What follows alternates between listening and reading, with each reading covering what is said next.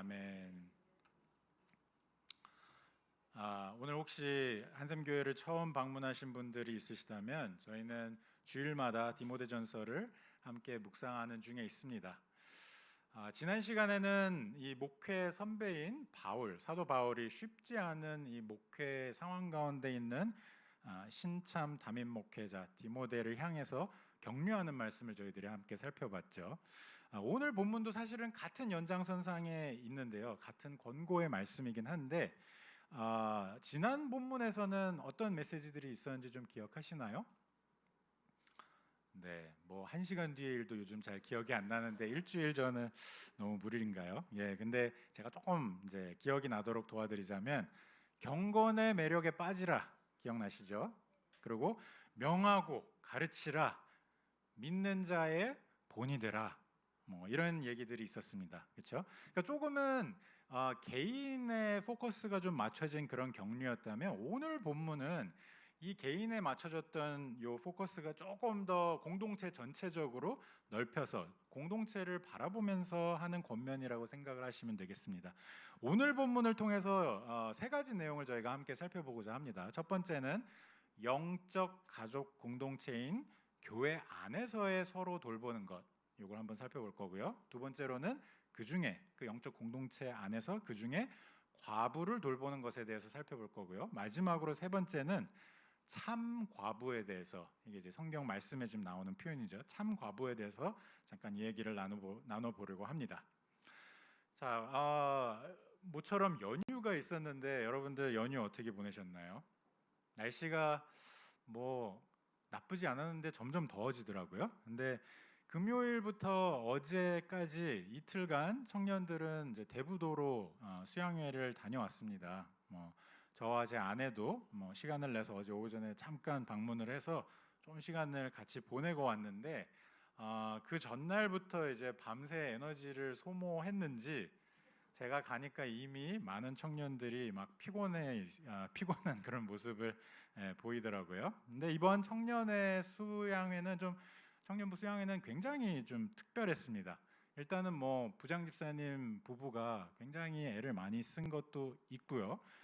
근데 이분들의 그 노력뿐만 아니라 주변에 참 많은 분들이 물심양면으로 지원을 해주셨어요. 그래서 수양회 프로그램 자체도 굉장히 알차게 또 꼼꼼히 준비를 잘했지만 이 수양회가 잘 이루어질 수 있도록 참 많은 권사님들과 또 장로님들을 비롯해서 여러분들이 달려들어서 뭐 식재료 장 보는 거에서부터 시작해서 뭐 청년들 요리를 해주는 거, 뭐 라이드 제공하는 거, 뭐 짐 운반해 주는 거 대단했습니다, 사실은. 근데 이게 전부가 아닙니다.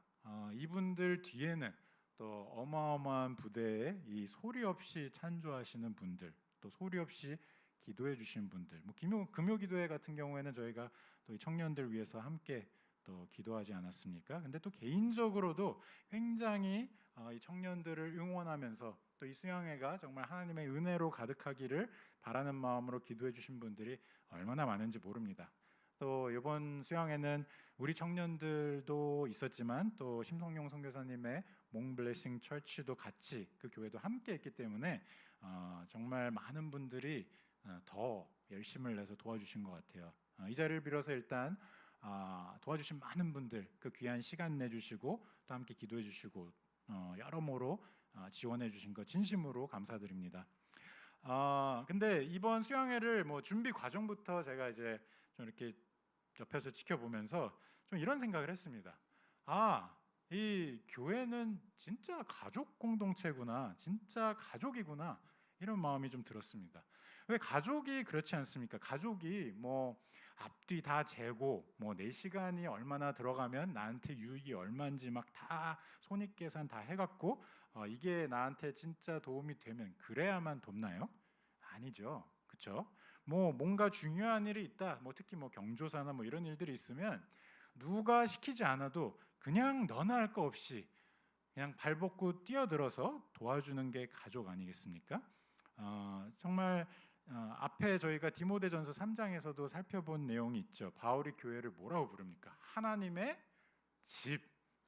집이라고 부른 것도 이게 무슨 멋있는 비유적 표현을 하려고 그런 게 아니라 실제로 교회 구성원들이 살아내야 하는 그 삶에 대해서 이야기를 하고 있는 겁니다.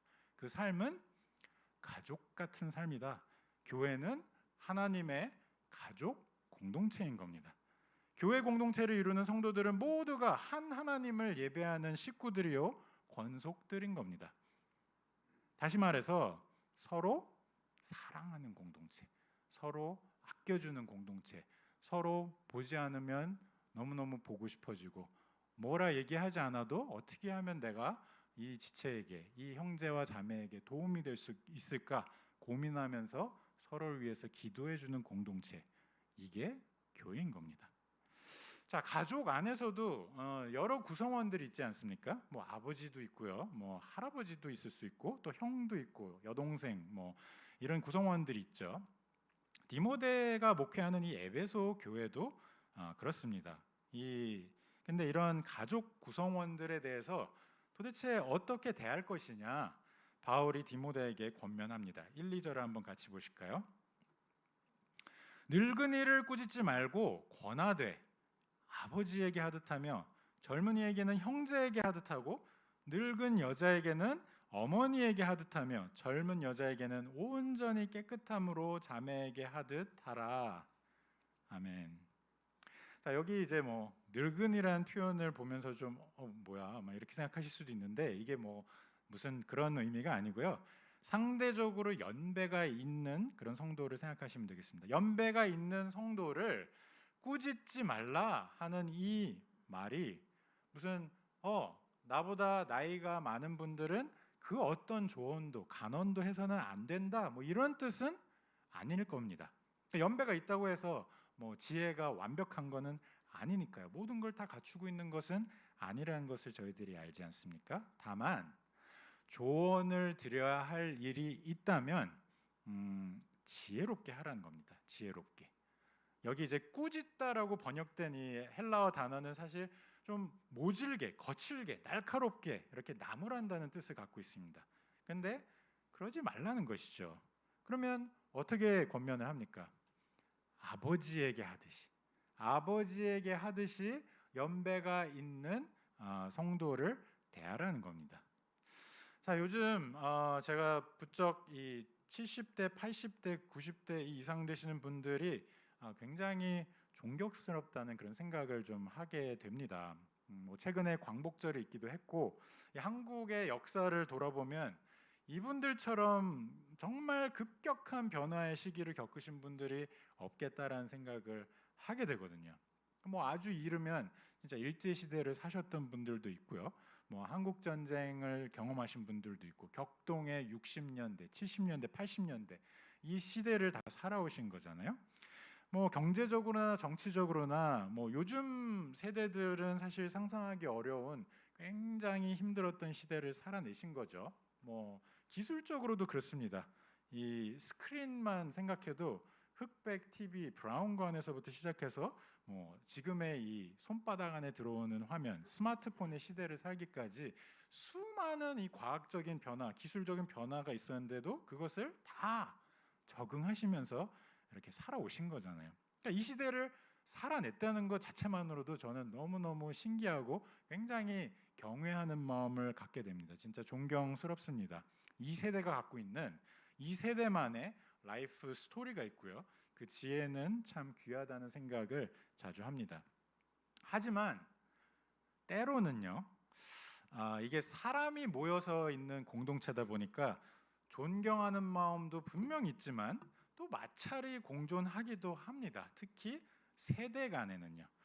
그래서 뭐 살아온 내력도 다르고 생각하는 부분들도 많이 다르고 바라보는 관점, 목표 이런 것들이 많이 다르기가 쉽죠. 아무래도 살아온 세월이 또 길다 보면 생각이 조금은 더 굳어지기가 쉽고 또 고집스러워지는 부분도 좀 생기고요.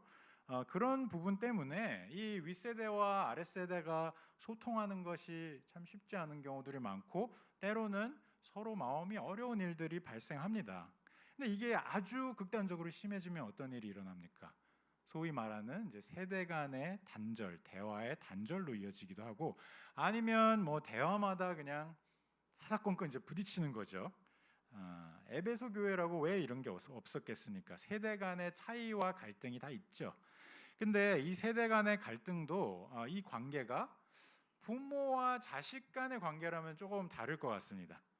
그러니까 자녀라고 뭐 부모와 갈등이 없다는 얘기가 아니고요. 오히려 사실은 가족이기 때문에 더 힘들 수 있죠. 그렇죠? 여러분들도 가족들과 지내면서 생기게 되는 일들 가운데 차라리 남이었으면 뭐 이런 생각을 하실 때가 종종 있을 겁니다. 갈등이 있죠. 자녀여도 서로 생각이 잘 안 맞을 수 있고 서로에 대한 이해의 폭이 또 넓지 않을 수 있습니다. 남이라면 그냥 그런 분인가 보다, 뭐 나랑 안 맞는 분이네 이러고 돌아서면 되지만 가족이기 때문에 그럴 수는 없는 것이죠. 때로는 잘 안 맞는 게 있어도, 때로는 좀 답답한 게 있어도 사랑하고 존경하는 마음을 담아서 그래도 품으면서 같이 가는 겁니다. 이런 것은 혹시 아버지를 생각할 때, 어머니를 생각할 때 이분들이 앞으로 살아가는데 더 도움이 될 것이 있으면 조금 어려운 얘기도 그래도 조언을 드리게 되는 겁니다. 그렇죠? 역시나 사랑과 존경을 담아서 하나님께서 주시는 지혜로 그런 조언들을 하면서 교회 어른들을 그렇게 대하라는 겁니다. 자, 계속해서 1절 한번 보실까요? 또 젊은이에게는 어떻게 말씀하시죠? 형제에게 하듯하라 이렇게 말씀하십니다. 비슷한 연배에게는 정말 친형, 친동생을 대하듯 하라는 얘기죠. 그러니까 디모데는 아무래도 목회자다 보니까 뭐 이제 바울이 염려를 했던 것 같아요. 혹시 너무 권위적으로 이렇게 대하게 되지 않을까, 가깝기보다는 좀 소원한 사이가 되지 않을까 그렇게 걱정을 했던 것 같아요. 그래서 정말로 형제를 대하듯 그렇게 사랑하는 마음으로 대하라 이렇게 얘기를 합니다. 이 교회에 있다 보면 뭐 저는 주중에 주로 이제 교회에서 시간을 보내니까요. 한 번씩 이제 저를 찾아와서 이렇게 이런저런 삶의 얘기를 또 고민들을 나눠주신 분들이 있습니다. 그래서 얘기를 나누다 보면 정말 생각지도 않은 굉장히 깊은 라이프 스토리에 대한 얘기를 나누기도 하고요. 또 그러다 보면 또 어려운 일들과 하고 있는 고민에 대해서 같이 또 고민해 주게 되기도 하고 또 같이 기도해 주게 되기도 합니다. 그러면서 주님의 지혜를 함께 구하는 것이죠. 근데 이게 뭐 목회자에게만 해당되는 얘기는 아닐 겁니다. 오늘 이제 기도할 때 최영우 집사님께서 또 같이 기도를 해주셨는데 특별했던 시간, 이 남전도회의 수련회가 이제 이번에는 문방교회로 수련회를 다녀왔는데 남전도회 회원들이 뭐 이 문방교회 여러 가지 사역들을 돕고 어르신들을 섬기는 참 귀한 시간이었던 것 같아요. 근데 이제 다녀오시고 나서 그 얘기들을 좀 들어보니까 그것도 굉장히 귀했지만 또 굉장히 잊을 수 없는 기억으로 이 남자 성도들이 모여서 남전도회 회원들이 모여서 삶의 이야기를 몇 시간씩 나누고 간증도 하고 그런 시간을 가졌다고 합니다. 저는 처음에 들었을 때 제 귀를 의심했습니다.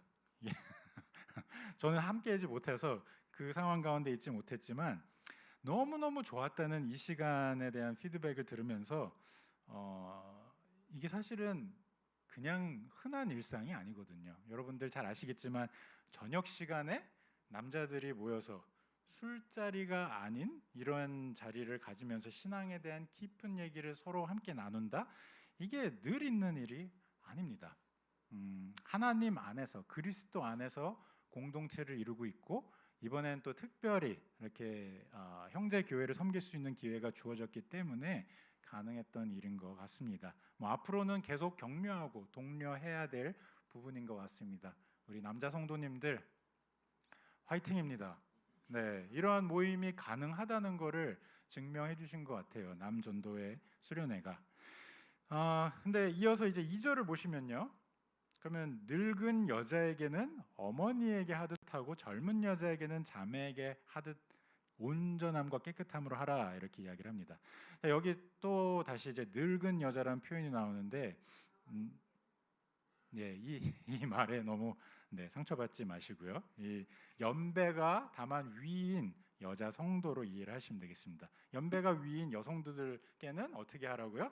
어머니를 대하듯 어머니를 대하듯 하고, 연배가 비슷하거나 또는 뭐 아래인 자매를 대할 때는 정말 친누나, 친동생을 대하듯 하라고 디모데에게 권면을 하고 있는 겁니다. 자, 이게 우리 남자 성도들 모두가 좀 귀담아 들었으면 좋은 권면인 것 같아요. 예, 우리 남자 성도님들 정말 모든 여성도들을 어머니 대하듯, 누이와 여동생 대하듯 한다면 교회가 어떨까요? 너무너무 아름답겠죠? 그렇죠? 이러한 관계들이 계속해서 생겨난다면, 정말 아끼고 사랑하는 마음으로 그렇게 대해줄 수 있다면 그것처럼 아름다운 것이 또 없을 겁니다. 뭐 비단 남성도들만 해당되는 게 아닙니다. 여자 성도님들도 마찬가지죠. 후배 자매들에게 또는 후배 형제들에게 정말 사랑하는 마음으로, 아끼는 마음으로 대해주시고, 이 친구들이 잘 또 신앙적으로 자랄 수 있게 도와주시고, 또 선배 신앙의 선배들에게는 또 그분들의 지혜를 귀담아 들으면서 나도 신앙의 여정을 잘 가야겠다, 이런 다짐을 할 수가 있는 것이죠. 자, 내용을 잠깐 여기서 정리를 해보자면, 교회 안에서의 가족들인 이 성도들을 대할 때는 그 관계의 아주 특별함, 이거에 맞게 서로가 서로에게 은혜를 끼치라는 이야기인 겁니다. 우리가 가족 안에서도 아버지께, 어머니께, 형제들에게, 누이에게 각각 대하는 모습이 일관되진 않잖아요. 다 다른 모습으로 그 상황에 맞게 대하죠. 마찬가지입니다. 교회 성도들이 서로를 대할 때에 이와 같이 그 관계에 가장 적합한 그러한 법이 있다는 것, 대하는 법이 있고, 그 대하는 것을 예수 그리스도께 지혜를 구하면서 하라는 것이죠. 그에 합당한 서로 은혜를 끼치는 관계로 함께 걸어가는 것이 교회이기 때문입니다. 각기 관계하는 모습은 다르지만 하나님께 영광을 돌리기 위한 그 공통된 목적을 가지고 영적인 가족 공동체임을 인식하면서 나아가라는 메시지가 여기 담겨 있는 겁니다. 자, 이렇게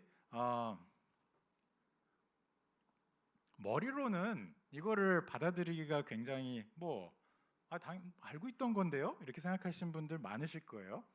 그래서 제가 여러분들께 과제를 하나 드리겠습니다. 지금 옆에 앉아 있는 분들, 내 가족이 아닌 옆에 앞뒤에 앉아 있는 분들을 한번 바라보시죠. 한번 쭉 둘러보시죠. 뭐 꼭 옆에 있는 분만 바라보셔야 되는 거 아니고, 네, 한번 보시죠. 어떠세요? 막 너무너무 사랑스럽고 너무너무 아껴주고 싶고 그렇지 않습니까? 네. 근데 왜 이렇게 어색해 하시죠? 네.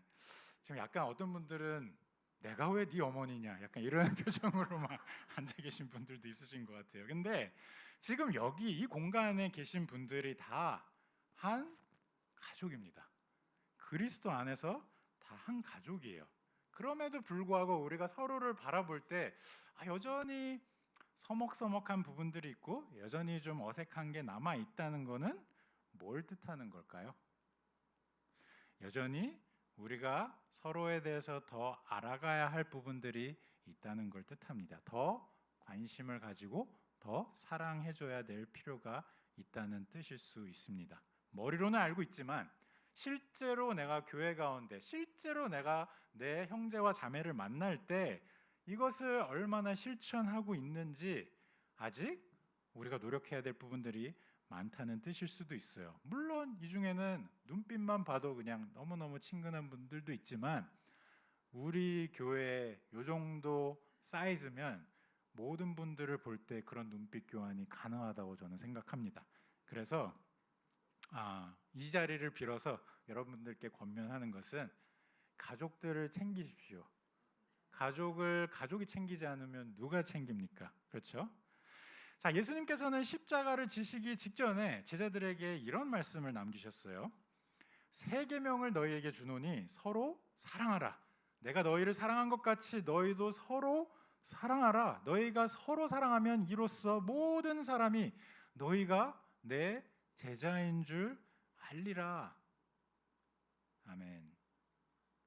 예수님의 이 말씀은요, 우리가 서로 사랑하는 모습을 보면서, 우리가 서로를 가족같이 챙겨주는 모습을 보면서, 심지어 믿지 않는 사람들도, 세상 가운데 있는 저 사람들도 아, 이게 크리스찬 교회구나.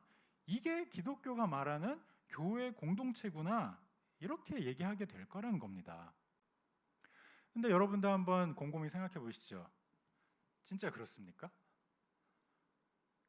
안타깝게도 요즘 우리 사회에는 교회에 대한 그닥 좋지 않은 인식들이, 아름답지 않은 인식들이 오히려 더 많은 것 같습니다. 그렇죠? 뭐 뉴스만 봐도 대부분 분쟁과 다툼과 정치적인 그런 얘기들과 이런 것들만 잔뜩 나오는데 너무너무 안타깝죠. 지금 분명히 예수님께서는 너희가 사랑하는 모습을 보면서 하나님의 교회를 알아갈 거라 이렇게 말씀을 하시는데 지금 상황은 사실 그렇지는 않은 부분들이 많습니다. 물론 그런 부분들도 있습니다만, 그래서 사람들이 여전히 그리스도를 알지 못했던 자들이 교회 문을 두드리고 오는 경우들이 많지만 그렇지 않은 부분들도 역시 많습니다. 우리 모두가 사실은 이 부분에 대해서 우리의 책임이 하나도 없다고 얘기할 수 있는 사람은 없습니다. 스스로 돌아보면서 또 우리 교회를, 공동체를 돌아보면서 회개해야 하는 부분입니다. 혹시 내가 미처 챙기지 못하고 있는, 전혀 사랑을 베풀지 못하고 있는 나의 가족들은 없는지 그렇게 살펴봐야 하는 것입니다. 근데 이 예수님의 말씀이 들으면 서로 사랑하는 걸 보고 교회임을 알게 될 거다. 이 말씀이 그냥 막 부담으로만 다가오지 않는 이유가 있습니다. 오히려 우리한테 희망을 주는 부분이 강하게 있습니다. 그건 왜냐하면요, 교회의 진정한 모습은 무슨 거대한 운동이나 뭐 거창한 일을 할 때 그게 드러난다고 예수님께서 말씀하시지 않거든요. 전국을 아우르는 대단한 교회 운동이 일어날 때 그때 교회임을 알리라 이렇게 말씀하시지 않았단 말이에요. 그럼 뭐죠? 그저 교회가 교회로서의 본질에 충실한다면, 다시 말해서 성도가 그리스도의 사랑에 감격해서 정말 다른 성도들에게 이 사랑을 전하지 않고는 견딜 수 없는, 너무나 그 사랑을 전하고 싶고, 정말 그래서 성도들을 서로 바라볼 때도 사랑이 가득하고 심지어 그 사랑이 차고 넘쳐서 교회 밖에 아직 그리스도를 알지 못하는 자들에게도 흘러 넘칠 때, 이때 세상은 교회를 보게 된다고 이야기하시거든요. 한샘교회가 이러한 예수님의 그 뜻에 합당한 교회가 되기를 간절히 기도합니다. 자, 그런데 이 가족 공동체는 조금 더 특별한 관심을 가지고 더 돌봐야 하는 그러한 대상이 있다고 오늘 본문은 우리들에게 가르쳐 줍니다. 과부를 언급합니다. 과부. 3절을 보실까요? 과부를 존대하라 이렇게 이야기하고 있습니다. 자, 여기서 과부라는 거는 뭐 남편을 먼저 주님 품으로 떠나보낸 아내를 일컫는 말이겠죠. 그러니까 오늘 본문의 3절부터 이제 다음 주 본문까지 16절까지 그 내용이 이제 이런 교회의 특별한 보살핌이 필요한 참 과부에 대한 내용입니다. 자, 그런데 이게 요즘 시대에는 좀 되게 이상하게 들릴 수 있을 것 같아요. 특히 젊은 세대한테는 이게 좀 이건 뭐지? 이럴 수도 있을 것 같습니다. 왜냐하면 제가 지난번에도 말씀을 드렸지만 이 직분자의 역할과 책임에 대해서 얘기할 때 말씀을 드렸던 것 같은데요. 요즘은 여성들이 훨씬 더 능력이 출중한 경우들이 태반입니다. 뭐 아시다시피 똑똑한 사람들, 여자들이 더 많고요. 노년에도 경제력과 생활력이 막 남자들을 압도하는 케이스들이 대부분 아닙니까? 그렇죠? 근데 왜 유독 홀로 된 아내만 콕 집어서 얘기하느냐 이렇게 생각할 수 있습니다. 근데 이 본문을 우리가 이해하기 위해서는 당대의 좀 시대적인 상황을 우리가 감안을 하지 않을 수가 없어요. 당시에는 가부장적인 사회였다는 걸 우리가 꼭 기억해야 합니다. 이게 무슨 뜻이냐? 모든 경제적인 능력이 이 남편에게만, 아버지에게만 쏠려 있던 그런 시대란 얘기예요. 그러니까 이거는 뒤집어서 생각하면 남편이 세상을 뜨면 이 홀로 된 아내가 세상을 살아간다는 것 자체가 일단 눈앞이 깜깜해지는 일이었습니다. 일자리도 주어지지 않고요. 당장 먹고 사는 것이 거의 불가능한 시대였다는 것을 우리가 꼭 기억을 해야 할 겁니다. 요즘 시대에야 뭐 연금 제도도 있고 뭐 과천은 또 특히 복지와 후생이 잘 돼 있는 도시 아닙니까? 그래서 에베소 교회의 이 상황이 좀 잘 감이 안 올 수도 있어요. 하지만 다른 시대였다는 것을 먼저 꼭 기억을 해볼 필요가 있습니다.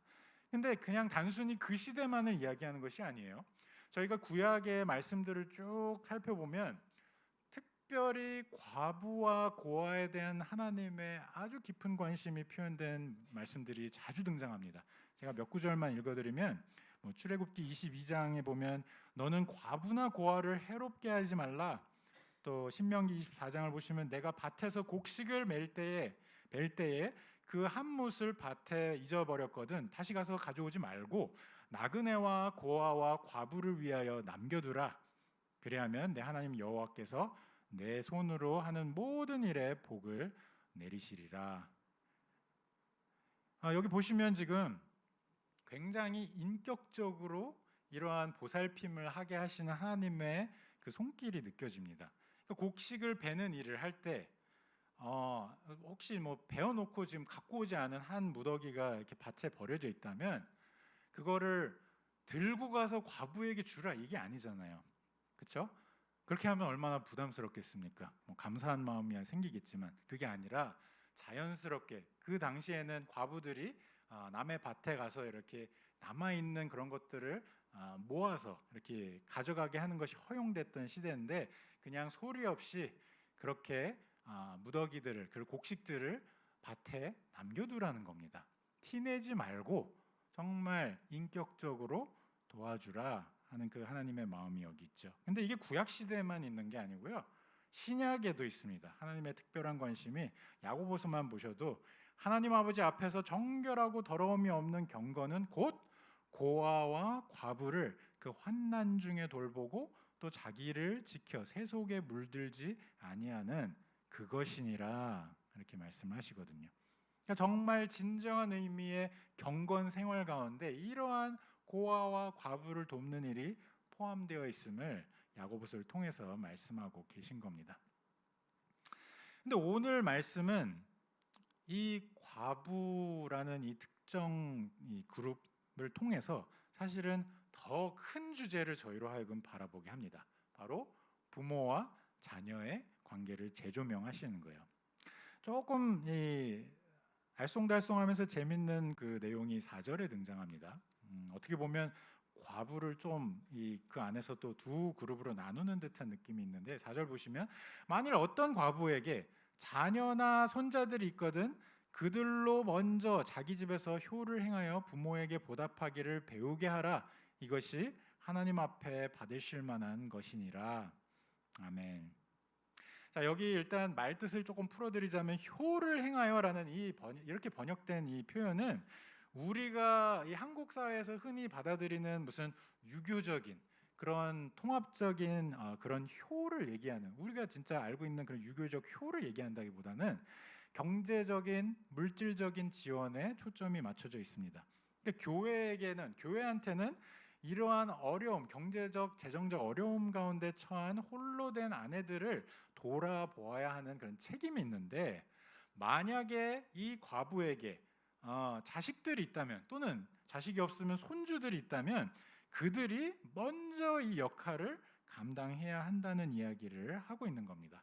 그리고 여기에 보답하다 이렇게 번역된 이 단어의 뜻은 부모가 키워준 것에 대해서 갚는다는 의미를 갖고 있습니다. 그러니까 이게 조금 유교적인 이 효와도 좀 통하는 내용이 있죠.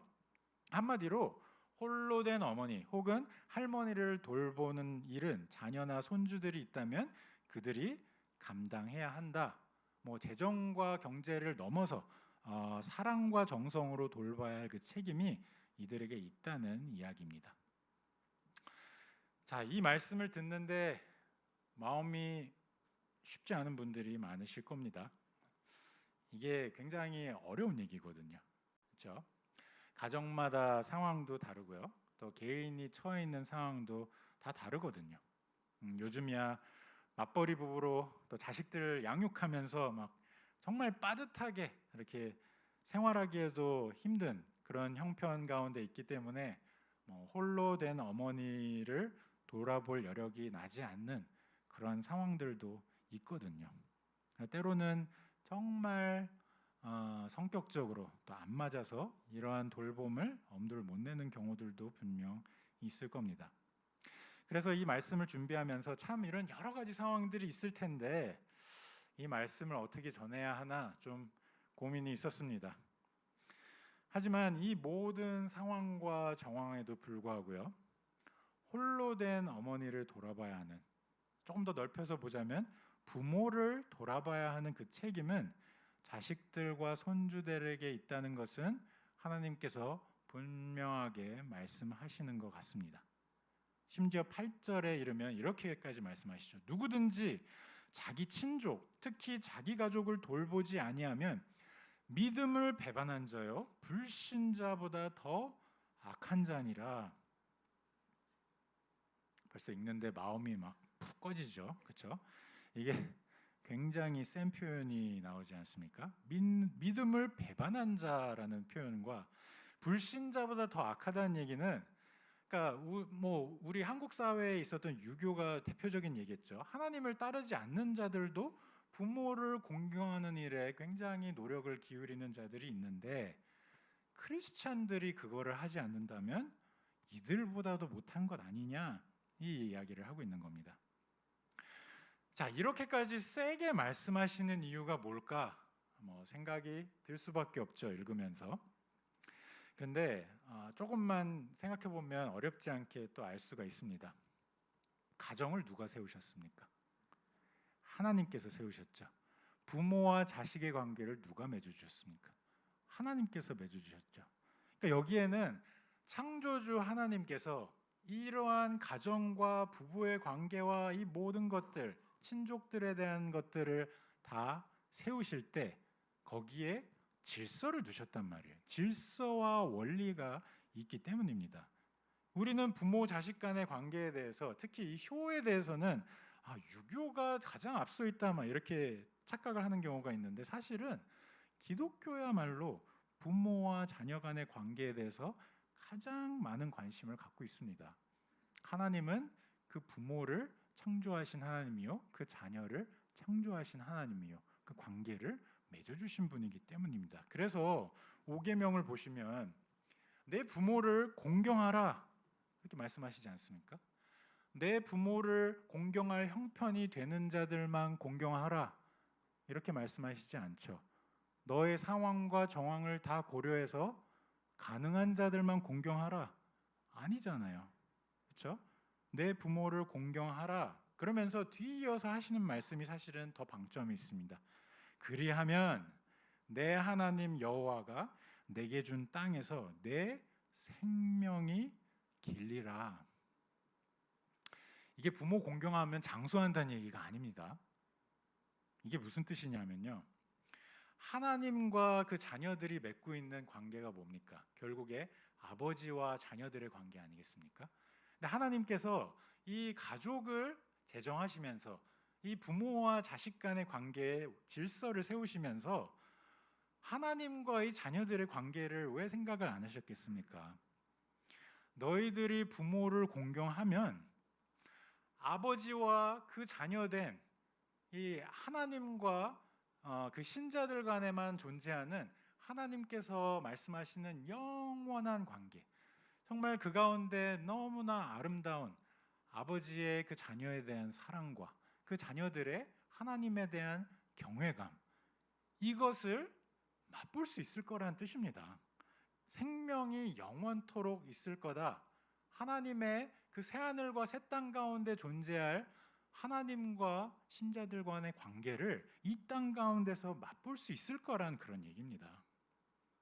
하나님께서 참된 의미의 효에 대해서 얼마나 깊은 관심을 갖고 계시냐면요, 4절의 끝을 한번 보세요. 이것이 하나님 앞에서 받으실 만한 거라고 이야기하십니다. 이것이 하나님 앞에서 받으실 만한 것이라.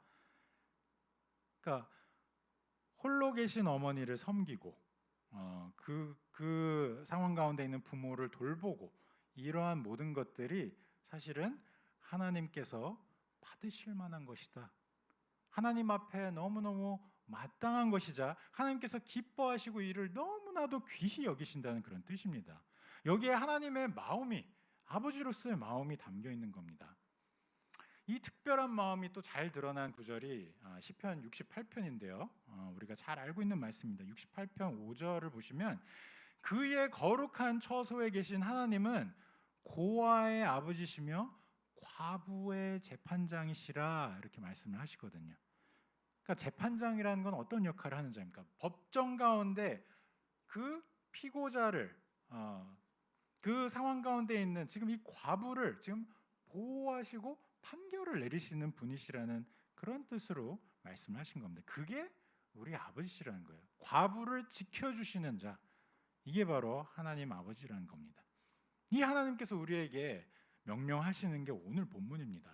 자녀들아, 손주들아, 부모를 공경하고 돌보며 특히 홀로 된 어머니나 아버지를 돌보라. 이것을 내가 기뻐하노라. 이렇게 말씀하십니다. 자, 이제 마지막으로 참 과부에 대한 얘기로 설교를 좀 마무리할까 합니다. 자, 참 과부 이러니까 뭐 그럼 가짜 과부도 있단 말이야? 뭐 이렇게 생각하실 수 있는데, 앞에서 우리가 잠깐 본 것처럼 이제 돌볼 자녀나 손주들이 없는 과부를 따로 분류해서 일컫는 말이 참 과부입니다. 그래서 이 참 과부에 대해서 그 교회적으로 권면하는 내용들, 어떻게 보살펴야 하고 그런 내용들은 다음 주 설교 가운데 더 소상히 나눌 겁니다. 근데 오늘 본문에 우리가 꼭 눈여겨봐야 할 그런 말씀이 있습니다. 바로 5절과 6절인데요. 함께 보실까요? 참 과부로서 외로운 자는 하나님께 소망을 두어 주야로 항상 간구와 기도를 하거니와 향락을 좋아하는 자는 살았으나 죽었느니라. 아멘. 먼저 우리의 이 주목을 끄는 것은 참 과부를 언급하시면서 외로운 자라고 표현하신 겁니다. 외로운 자. 그러니까 홀로 된 이 배필이, 홀로 된 아내가 얼마나 외로운지를 하나님께서 아시는 것이죠. 하나님께서 한 남편과 한 아내를 한 몸을 이루게 해서 부부가 되어서 가정을 이루게 하실 때에는 그 사이에는 뗄래야 뗄 수 없는 하나님 안에서 하나 된 그 관계가 있기 때문인 겁니다. 그런데 먼저 하나님 품으로 배우자가 떠나게 되면 그 잃어버린 자리가 얼마나 크겠습니까? 그것을 하나님께서 아시는 겁니다. 아마 이 말씀을 읽으면서 이제 저희가 과부에 대한 내용을 함께 다루고 있는데, 아마 성경 속에 떠오르는 과부가, 대표적인 과부가 기억이 나실 겁니다. 바로 누가복음 2장에 나오는 바누엘의 딸 선지자였던 안나입니다. 예수 그리스도를 직접 아련했던, 가장 먼저 이 회당 가운데 들어오시기 전에 아련했던 그런 여선지자였죠. 근데 누가복음 2장 36절부터 40절에 그 내용이 나와 있는데요. 여기 보시면 이 안나는 어떤 사람이었습니까? 84세가 된 과부였습니다. 젊은 시절에 이 남편을 여의고 그런 그 나이가 되도록 이제 84세가 이르도록 그렇게 살아가고 있는 과부인데, 그 과부의 삶을 표현한 그 구절이 참 마음을 떠나지 않습니다. 거기 보시면 성전을 떠나지 아니하고 주야로 금식하여 기도함으로 섬겼다, 이렇게 표현하고 있거든요. 자, 84세라는 이 나이는 제가 사실 살아보지 않아서 저는 감히 함부로 이거에 대해서 얘기를 할 수 있는 그런 처지는 아닙니다만, 그래도 좀 추정을 해보자면 84년을 살았으면 아무래도 이제는 무슨 세상에 뭐를 또 이루겠다고 지금 이 상황 가운데서 그냥 적당히 이제는 정리하면서 주님 앞에 나아가게 될 그 날을 기다리자, 이런 생각을 하기가 쉽지 않습니까? 하지만 안나는 그 연배가 되도록 계속해서 추야로 힘써서 기도했다고 그렇게 이야기하고 있습니다. 안나가 이렇게 열정적으로 계속해서 그 삶을 살 수 있었던 이유가 뭘까요? 바로 하나님에 대한, 하나님께서 이루시는 일에 대한 기대가 있었기 때문이죠. 하나님의 그 계획을 통해서 하나님 나라를 이루실 메시아에 대한 소망이 있었기 때문입니다. 하나님의 뜻과 하나님의 나라를 이룰 그 메시아를 바라보면서 계속해서 기도할 수 있었던 것은 하나님께서 주신 그러한 믿음 때문이죠. 그 과정 가운데 마침내 예수 그리스도, 탄생한 예수 그리스도를 볼 수 있게 되었던 거 아니겠습니까? 사랑하는 우리 성도 여러분, 우리도 마찬가지입니다. 그리스도를 만나서 이것보다 고상한 것이 없고 예수를 만난 것보다 더 큰 즐거움이 없다는 것이 진정한 우리의 고백이라면, 그리고 그것 때문에 소망이 있어서 살아가는 크리스찬들이라면, 이제는 적당히 살 만큼 살았으니 저 이제 뭐 충분히 수고했습니다. 자식들 위해서 제가 얼마나 희생을 했는데요. 이제는 좀 편하게 살겠습니다. 주님, 이제는 좀 제가 그냥 여생을 이렇게 살 수 있게 도와주시죠. 만약에 우리가 그리스도에 대한 참된 소망이 있다면 적당히 쌓아놓은 그런 부와 향락을 즐기다가 삶을 마무리하는 생각을 하지는 못할 겁니다. 끝까지 기도에 힘쓸 수밖에 없는 것은, 끝까지 그리스도에 대한 소망을 놓지 못하게 되는 것은 하나님께서 우리를 향해서 쏟아부으신 그 사랑과 은혜가 너무 크기 때문입니다. 우리의 모든 생을 다 바쳐서 하나님께 그것을 표현해도 모자라기 때문인 겁니다. 그렇지 않습니까? 사랑하는 대상이 있을 때 우리 이제 그래도 꽤 같이 서로 봤으니까 이제는 사랑 표현 조금만 할게, 이렇게 합니까? 아니죠. 진정으로 사랑하는 사람이 있으면 10년이 지나도 20년이 지나도 50년이 지나도 여전히 처음 만났을 때와 같은, 그거보다 이제는 더 알아가게 됐기 때문에 더 큰 열정으로 그러한 사랑의 고백과 그러한 진솔한 사랑의 표현들을 할 수 있는 거 아니겠습니까? 남편들의 표정이 썩 좋지 않은 걸 보니 이런 표현을 자주 하시지는 않는 거 그래도 표현하실 거라 생각하고, 혹시라도 아직까지 많이 못하셨다면 아직 늦지 않았습니다. 많이 표현해 주시고 사랑한다는 표현 많이 해주시고요. 근데 이 예수 그리스도에 대한 사랑이 있기 때문에, 그 은혜가 너무 크다는 것을 알기 때문에 이 삶을 끝까지 열정을 다해서 사는 겁니다.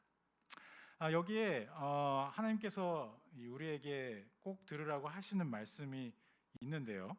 여기에 보시면 그러한 삶을 사는 사람에 대해서 표현을 할 때 5장의 이 6절을 한번 보시죠. 그러니까 5절에 과부로서, 참 과부로서 이 외로운 자는 하나님께 소망을 둬 항상 간구와 기도를 하라, 이렇게 말씀을 하시면서 그 반대의 삶을 언급하시는데, 적당히 이제는 살겠습니다, 향락을 즐기면서 좋아하는 자는 살았으나 죽었다, 이렇게 표현하십니다. 살았으나 죽었다. 이게 무슨 뜻이죠? 세상적으로 볼 때는 노후 준비 저 사람 정말 철저하게 했어, 이제는 걱정 없겠네, 이제는 여행을 다니면서 또 좀 즐기면서 그렇게 살면 되겠네, 저게 진짜 삶이지, 세상에서는 그렇게 얘기할 겁니다. 하지만 하나님께서는 결코 그렇게 말씀하시지 않습니다. 하나님께서는 그러한 삶, 그냥 적당히 즐기면서 마무리하려는 그 삶을 세상에서 봤을 땐 살아있다고 얘기할지 모르지만 하나님 앞에서는 영적으로 죽은 삶이라고 말씀을 하신 겁니다. 자, 이렇게 제가 말씀을 드리면 그러면 이제는 하나도 즐기면 안 되는 건가 보다, 이렇게 또 생각하실까 봐 말씀을 드리는데, 물론 하나님께서 주신 또 즐겨야 하는 때들이 있고, 하나님께서 주신 자연과 또 좋은 풍경과 이런 것들을 왜 즐기면 안 되겠습니까? 당연히 즐기셔야죠. 하지만 전체적인 인생의 목표를 이야기하는 겁니다. 나의 노년은 그냥 즐기다 끝나는 것이다라고 생각을 하고 계시다면 하나님의 뜻은 그렇지 않다는 것을 말씀드린 겁니다. 정말 기도와 간구에 힘쓰라, 마지막 때까지, 눈을 감는 그날까지 기도와 간구에 힘쓰라는 이 말씀을 보면서 우리가 예수 그리스도를 떠올리지 않을 수가 없죠. 예수님께서는 인생의 마지막 때에 어떠한 삶을 사셨죠? 십자가를 지시기 직전에 제자들을 데리고 올라가서 기도하시지 않았습니까? 그 기도하면서 힘쓰는 가운데 예수님 안에는 어떤 생각들이 있었습니까? 이 잔을 치워 주십시오. 이 잔을 받지 않게 해 주십시오. 십자가를 지지 않게 해 주십시오. 이러한 고뇌가 있었던 것을 우리가 알지 않습니까? 하나님 앞에서 정말 이 엄청나게 무거운 이 죄의 심판을 모두 감당해야 하는 구세주로서의 그 마음 가운데 고뇌가 우리에게 알려져 있지 않습니까? 그런데 그 가운데 정말 피와 물을 쏟으시면서 그 땀이 피와 같이 그렇게 쏟아지는 그 상황 가운데서 기도하시면서 결국에 하나님께서 어떠한 예수 그리스도의 고백이 나오게 하십니까? 그래도 아버지의 뜻이라면 이 일이 이루어지게 해달라는 그 기도를 하지 않습니까? 아버지의 뜻이라면 이 십자가의 그 무거운 사역을 내가 지겠나이다, 이런 고백을 하시지 않습니까? 하나님께서는 우리가 크리스찬으로서 살아갈 때 이 기도하기에 힘쓰는 그 노년의 삶을 통해서도 그 순간까지도 우리를 받고 가십니다. 하나님께서 기뻐하시는 모습으로 하나님의 뜻과 하나님의 나라에 부합한 그러한 삶으로 인도를 하십니다. 사랑하는 우리 성도 여러분,